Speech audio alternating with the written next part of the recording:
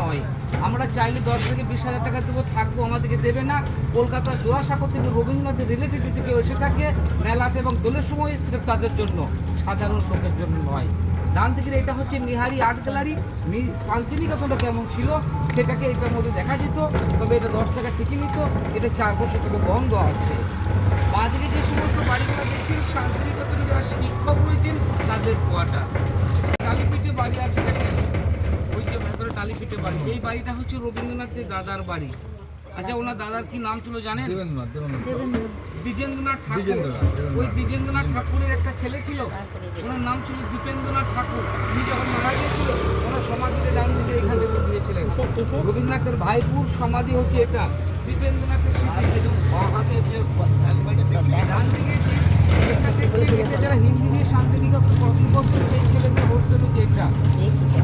আর রবীন্দ্রনাথের দেবীর আনন্দ পাঠশালা, মৃণালী দেবী কে ছিল জানেন? রবীন্দ্রনাথের স্ত্রীর নাম হচ্ছে মৃণালিনী, তাই মৃণালিনীর আনন্দ পাঠশালা জায়গাটাকে বলা হয়। এখানে এখন আমরা স্কুল, কলেজ এসব যেগুলো বলছি সেটা কিন্তু আগে না, আগে তখন বলা হতো পাঠশালা। সেই মৃণালী দেবীর আনন্দ পাঠশালা হচ্ছে এটা। এখানে বাচ্চারা বসে একটা বসে কেন, এখনো সেভাবে ক্লাস কেন হয়? রবীন্দ্রনাথ ওনার স্ত্রী দুজনা যে মাটিতে বসে বাচ্চাদেরকে পড়াশোনা করে গিয়েছেন সেটা কিন্তু। এই বট গাছের নিচে রবীন্দ্রনাথ আপনার একটা কবিতা লিখে গিয়েছিল, কবিতাটা কি জানেন? তোমার পাড়ার গরুর গাড়ি এই করা বলশিয়ারি চালাইছে ভাগ্য মতন। ওই কবিতাটা রবীন্দ্রনাথ গাছের নিচে বসে না লেখা। এই কবিতাটা লিখতে লিখতে উনি চলে গেলেন বাংলাদেশে। বাংলাদেশে গিয়ে 4 লাইন লিখলেন ওখানে, বংশীবাদের কথা পারে হাট বসে শুক্রবারে। ওই কবিতাটা উনি বাংলাদেশে গিয়ে লিখেছিলেন, অর্ধেকটা এখানে অর্ধেকটা উনি বাংলাদেশে লিখেছিলেন।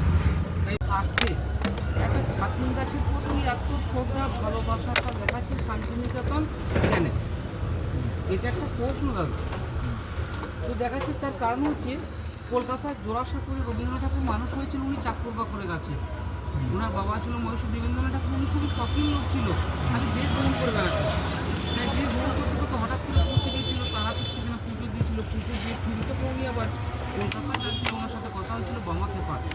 তো বামা খেপা বলেছিলেন যে আমি দেশ ভ্রমণ করেও শান্তি পাবেন না, শান্তি পেতে হয় আমি চলে যাই ভ্রমণডাঙ্গা। এই টোটাল জায়গাটার নামই হচ্ছে ভ্রমণডাঙ্গা। বিশ্বভারতীর শান্তিনিকেতন নয়, বোলপুর নয়, অ্যাকচুয়ালি নাম ছিল ভ্রমণডাঙ্গা। তো রবীন্দ্রনাথের বাবা যখন এখানে এলো, পুরাতন ডাঙ্গা ছিল, দুটো ছাতিম গাছ ছিল, সেই ছাতিম গাছের গোড়ায় এসে বসেছিল। ওখানে বসার পরে ওনারা আজকে শান্তি পেয়েছিল। তাই এখান ছিল কলকাতা উনি আর যায়। এই সমস্ত জায়গার মানুষ হচ্ছে গায়ত্রী জমিদার, যার নাম ছিল ভূমনমোহন ছিল। 1 টাকার বিনিময়ে 3,600 বিঘে জায়গাটাকে শিক্ষার্থীদের দিয়ে গিয়েছিলেন ছাতিমতলায় বসে রবীন্দ্রনাথের বাবা। সেই নদীতে যখন বন্যা হয়ে গিয়েছিল, লোকজন সমস্ত গ্রাম থেকে পালিয়ে গিয়েছিল রাঙামাটির পথ ধরে। তার একটা গান আছে, লাল পাহাড়ি দেশে যা রাঙামাটির দেশে যা। এই ফ্যামিলিটা সেই রাস্তা দিয়ে পালিয়েছে। তবে এটাকে তৈরি করেছিল কি রামকিঙ্কর বেশ। এটাকে হাত না লাগিয়ে এটা কলা ভবন দেখিয়ে এলাম, যেটা সেই স্টুডেন্টরা থাকে এটাতে।